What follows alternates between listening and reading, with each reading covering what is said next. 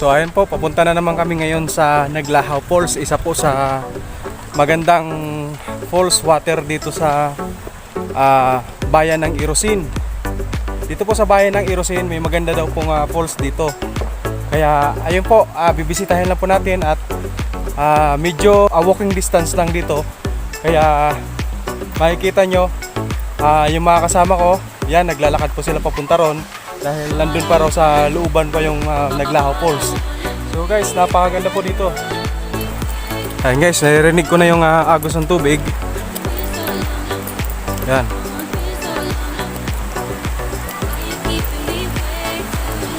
So dadaan lang po kami dito sa part na ito. Yan guys, oh. Ayun. Ito po. Nakikita nyo. So tatawid kami ng ilog dito. Yan, so mayroong kapirasong tulay.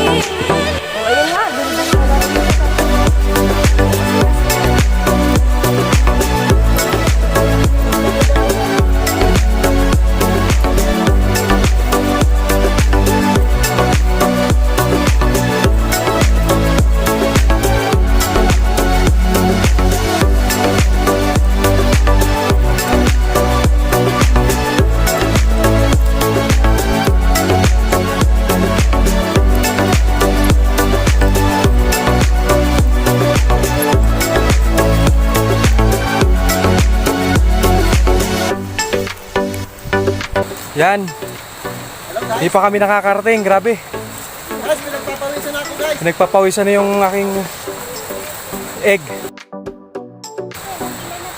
Bago mo para malasok ko. Sarap, pagpapawisan ka muna. Yan. Guys, medyo walking distance lang siya pero tsaga-tsaga lang, makakarating din tayo. Eh, akit pa! Yan. Guys. Oh.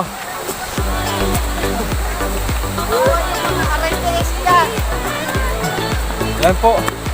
Oh.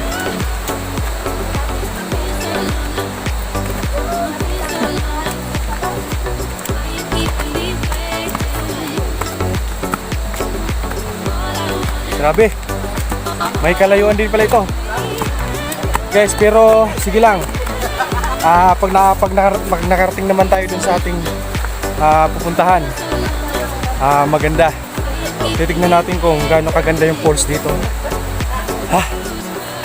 Napagod. Medyo tsaga-tsaga lang. Abot kamay.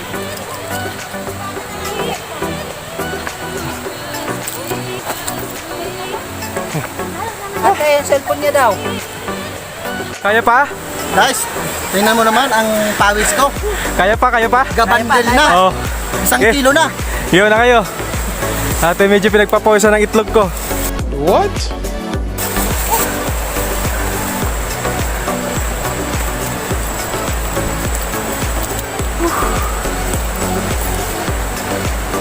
Wala naman pala pa. Ayun, Ayan na guys. Nakikita na namin yung sinasabi nilang falls attraction.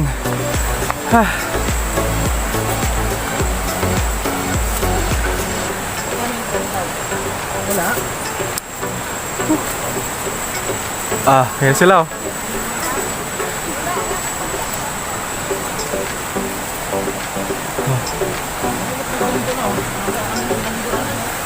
Guys, andun na oh.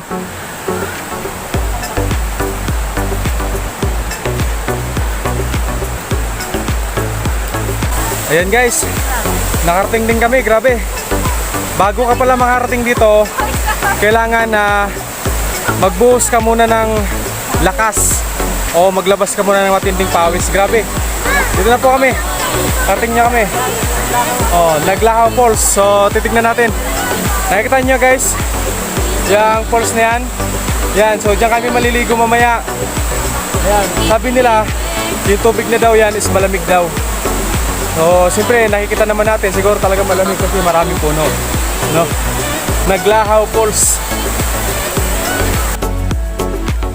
Guys, yung Naglahaw Falls dito.